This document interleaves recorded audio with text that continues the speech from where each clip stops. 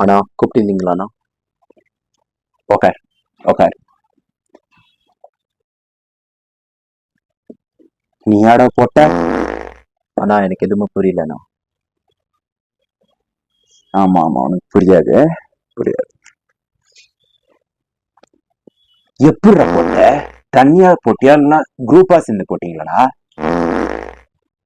சத்தியமா நீங்க என்ன சொல்றீங்க எனக்கு புரியலண்ணா. உனக்கு இப்ப எதுவும் புரியாது.